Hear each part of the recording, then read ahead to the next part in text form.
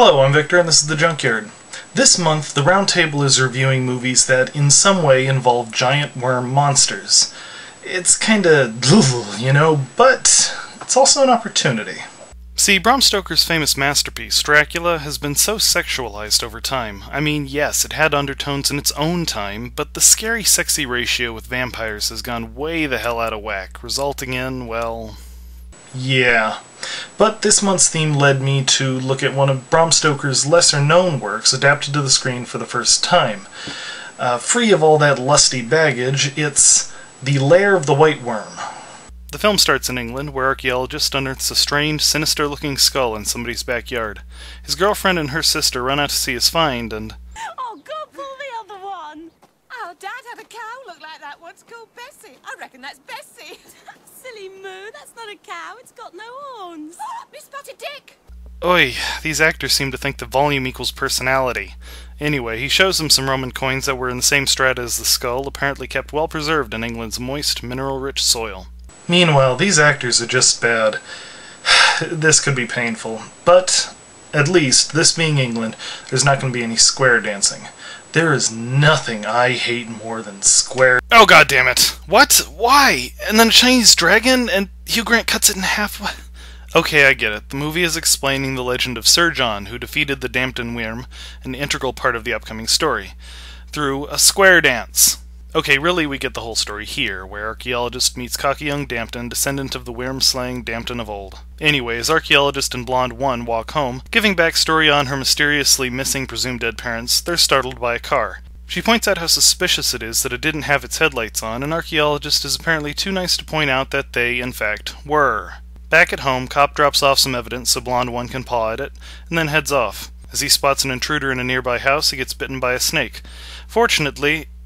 oh my God. Look, I don't know fashion from a hole in the ground. I wear khakis and button-up short sleeves all the time, always one size too big, and even I know that wearing a pure white captain's uniform and hat over a nurse's outfit is a fashion no-no.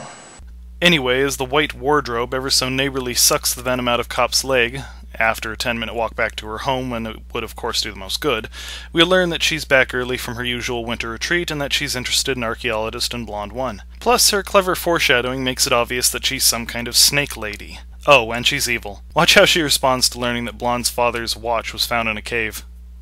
And was he on the end of the chain?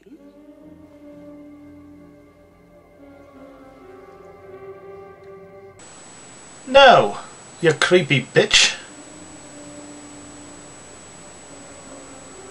Anyway, the next day, Snake Lady wanders unhindered into Blonde 1's house, steals the worm skull, and spits venom at a crucifix. We all worship in our own way, I guess. Well, Blonde 2 and Dampton soon arrive home. She notices the cross, reaches over to inspect it, and trips out. Jesus is getting attacked by a white worm on the cross, nuns are getting raped by centurions, and what I presume is Snake Lady is mugging. Blonde 2 wakes up shaken, and soon she and Dampton discover the missing skull. Meanwhile, Snake Lady picks up a hitchhiker while snake-watching from her car. Snake-watching? That didn't work. You're in a car, it's raining, that's stupid. I'm not even sure if that was supposed to be an actual thing, like she was literally snake-watching, or whether she was, in fact, waiting for some random victim to walk by, as unlikely as that would be. All in all, she comes off sounding like an idiot Catwoman. Just tone it down with the snakes already. So she takes the hitchhiker, aka Kev, home to play snakes and ladders. Thus begins the seduction of Kev. Seriously, did she need to go through all the trouble? Does this guy look like the sort who needs skimpy lingerie, thigh-high boots, and a bubble bath to get his guard down? Anyway, she bites him on his off-screen member, and he's paralyzed by her venom. She starts telling him how lucky he is to be sacrificed to her god when Dampton shows up. She casually drowns a perfectly good sacrifice, disgraceful, and answers the door. Now, I haven't watched too many Hugh Grant movies. In fact, all I can remember ever watching is Mickey Blue Eyes, and God knows why I watched Mickey Blue Eyes. But he's not really this bad of an actor, is he? I'd rather listen to Snake Lady explain her vacation using nothing but snake puns. So yeah, the two most unbearable characters so far have some saxophone-backed conversation that I don't care about. Then they kiss and part ways. Well, that was relevant. Anyway, Dampton drives home and has a nightmare about flight attendants and caves or something. You know, I haven't read it, so I can't be sure, but I'm beginning to think that this movie has taken some liberties with Stoker's original story. Well, Dampton decides to take Archaeologist and the Blondes to the cave where his ancestors slew the White Worm, and where they suspect Blonde One's dead parents to be. The filmmakers do something amazing here. They manage to fit a millennium of pain into just a few minutes of dialogue. No, seriously, Victor I started this review, but that was a compressed 1,000 years ago. He died screaming, as did his son, and his son, so on for 40 generations, watching this supposedly short scene of people acting skeptical while someone else acts smug. I, Victor the 37th, am finishing this review in honor of my fallen forebears, and because it is all I have ever known. What I'm trying to say is, this movie is bad. Back to Oblivion, I mean the movie. Blonde 2 decides to walk home while the others explore the cave. There she runs into Snake Lady, who claims to have gotten stuck up a tree chasing a kitten. This woman goes through a great deal of trouble for really dumb excuses. Anyway, she hypnotizes Blonde 2 into following her back to her home. There, Snake Lady goes on about past lives and virgin sacrifices while forcing Blonde 2 to strip. This is more funny than creepy or sexy combined. The girl starts off wearing more layers than an anemic during a Minnesota winter, and then the show ends with her wearing nothing but more layers than an anemic during a Wisconsin winter. Anyway, having found herself a sacrifice, Snake Lady forces Blonde 2 to call her friends and give an excuse for not being around for a while. Blonde 2 starts to do this when she is snapped out of it by her crucifix ring and starts screaming. Snake Lady immediately spits venom at her, making her trip out again. Meanwhile, back at home, Blonde 1 is confused. Wants to get away, she said. It's just not like her. And that scream. What the hell? Not like her. Blonde 2 is already talking like she was either hypnotized or had a gun to her head. Then she yells out the name of a pagan deity. You hear a hissing in the background, she screams, falls over, and a few seconds later, the phone is hung up without a word. Not like her.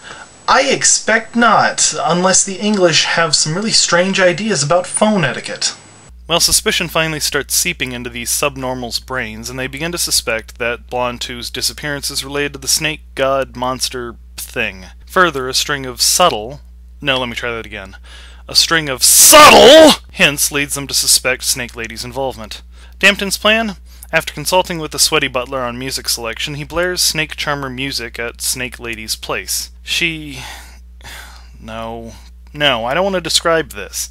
I don't even want to grab this clip, but here you are. And what is this? Anyway, the music draws her out, and Archaeologist and Blonde 1, who are not even close to hiding near the door, sneak in. There they find the Blondes' mother, who immediately goes snaky and bites Blonde 1 on the neck. Cue another freakout, this one featuring Blonde 1 getting murdered with ceremonial dildos or something. You know, I'm beginning to think this film does have sexual undertones. Well, hilariously, we see Archaeologist sucking a huge mouthful of venom out of her otherwise mostly bloodless neck wound, and I mean enough venom to fill a freaking wine glass, and calls 911. No, sorry, he calls Sweaty Butler, who hangs up and tells Dampton that everything's going fine. Then as Sweaty heads off to lock up the chambermaids, the light goes off and Dampton is attacked by Snaky Mom. He swings a conveniently placed sword, and she's reduced to 2 wriggling, overacting pieces. Dampton gets on the phone with Archaeologist, who is apparently able to heal Blonde 1's neck wound completely by sucking out the venom and then take her back home within the 3 minutes between hanging up and calling back. He explains that the venom inflicts the bitten with a form of vampirism. He hangs up to look into a cure, and Dampton encounters half of Snaky Mom still alive! Unfortunately, since the director failed to show her stop moving, and indeed had Dampton watching her still moving vigorously after being cut in half in the last scene, this wasn't even shocking on a basic level.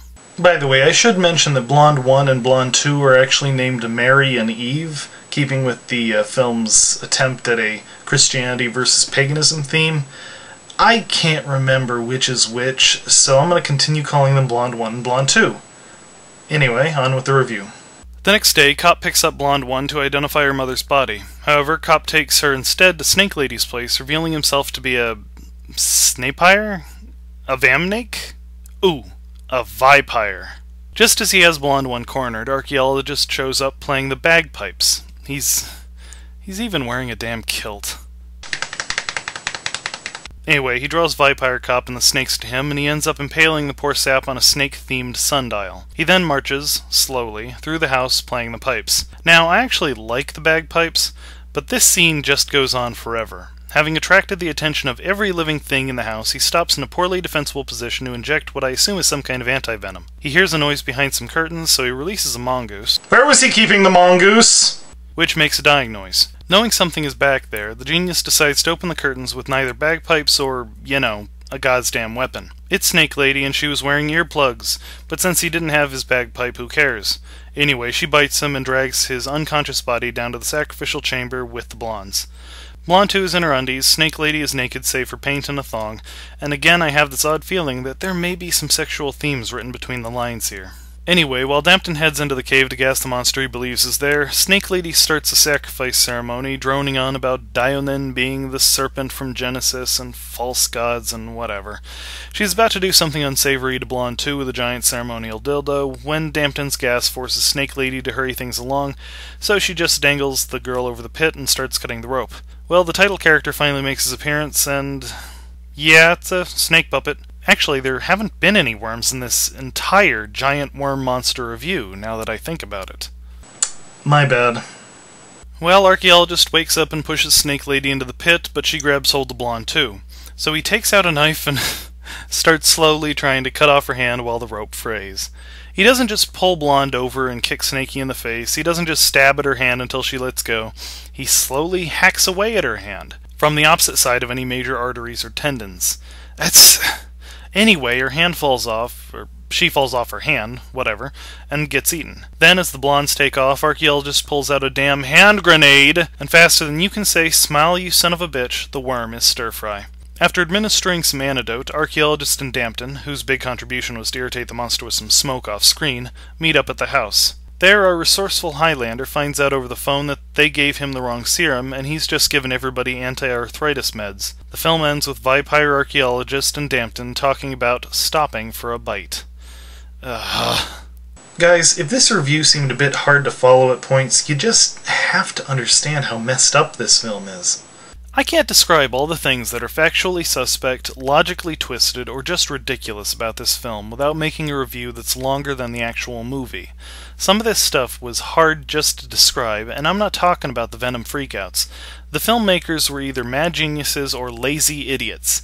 Besides that, the acting isn't just bad. It's so weirdly, impossibly awful and inept that it actually makes it harder to follow the movie, and it was at least in part the fault of the director. Oh, and all that sexual imagery and nudity?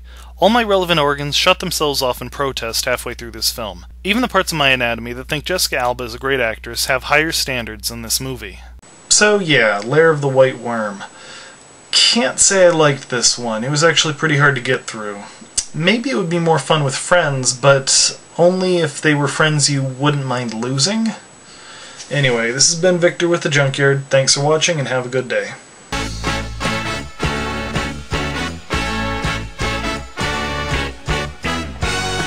So she can stand on her own now? Oh, they grow up so fast. Dionin! Dionin!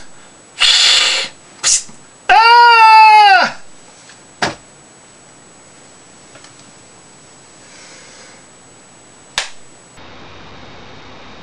Well, that's not like him.